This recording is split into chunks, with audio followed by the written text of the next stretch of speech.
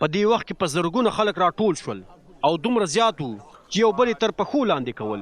نو عیسی لومړی خپلو شاګردانو ته خبرې پیل کړې.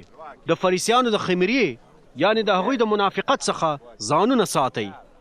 داسې پټ شی نشته چې ښکاره به نشي او نه داسې پټ راز شته چې څرګند به نشي.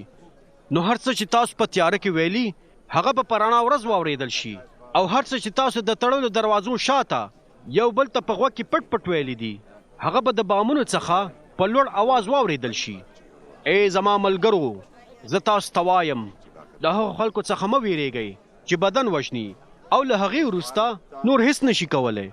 خو زه تاسو خبروم چې د چا څخه باید وویرېږئ. له هغه چا څخه وویرېږئ چې د وژلو څخه وروسته دا واک او اختیار لري چې تاسو په دوزخ کې واچوي. هو، زه تاسو ته وایم چې باید د هغه څخه وویرېږئ. آیا 5 مرغۍ په 2 روپۍ نه خرڅېږي؟ خو بیا هم له دوی څخه یوی هم خدای نه هیروي. تر دې پورې چې ستاسو د سر ویښتان هم شمیرل شوي دي. نو هیڅ مه ویرېږئ، تاسو د بې شمېره مرغۍ څخه زیات ارزښت لرئ. عیسی زیاته کړه، زه تاسو ته وایم هر څوک چې د خلکو په مخ کې په دې اقرار وکړي چې هغه زما د پیروانو څخه دی، نو د انسان زوی به هم د خدای د فرښتو په مخ کې اقرار وکړي چې هغه زما د پیروانو څخه دی.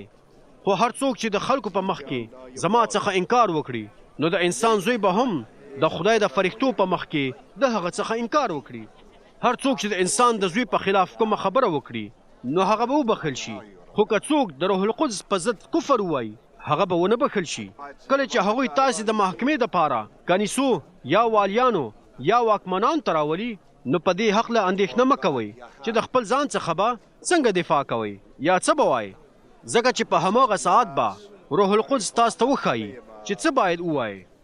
د ګڼې ګوڼې له منځ څخه یو سړي عیسی ته وویل: استاذه، زما ورور ته ووایه چې زموږ د پلار میراث زما سره وویشي. عیسی هغه ته ځواب ورکړ: ای وروره، زه چا ستاسو ترمنځ قاضي ټاکلی یم چې ستاسو میراث وویشم.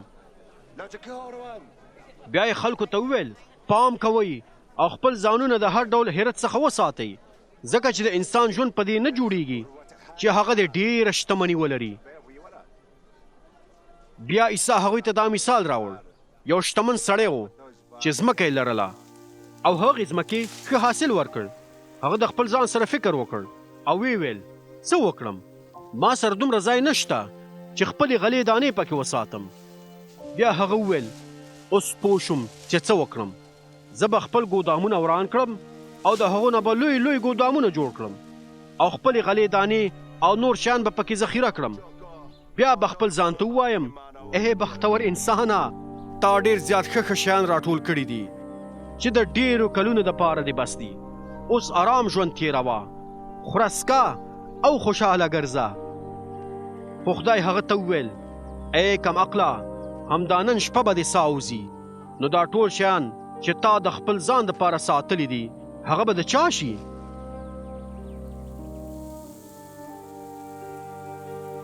داسې به د هغو خلکو سره کیږي چې د ځانونو دپاره شتمني راټولوي خو د خدای په نظر کې به غریب وي. بیا عیسی خپل شاګردانو ته وویل: نو تاسو ته وایم چې د خپل ژوند په هکله دا اندېښنه مه کوئ چې څه شی به خورئ او هم د خپل بدن په خاطر چې څه به اغوندئ، ځکه چې ژوند د خوړو څخه او بدن د کالیو څخه ډېر ارزښتناک دی. کارغانو ته وګورئ، هغوی نه څه کري او نه څه ریبي، نه د ساتلو دپاره ځایونه لري او نه ګودامونه، خو خدای ورته روزي رسوي. تاسو د مرغانو څخه ډېر زیات ارزښت لرئ. آیا په تاسو کې څوک کولی شي چې په اندېښنو سره د خپل عمر 1 ساعت هم زیات کړي؟ نو که چیرې تاسو داسې یو کوچنی کار نشئ کولی نو بیا ولې د نورو شیانو په هکله اندېښنه کوئ؟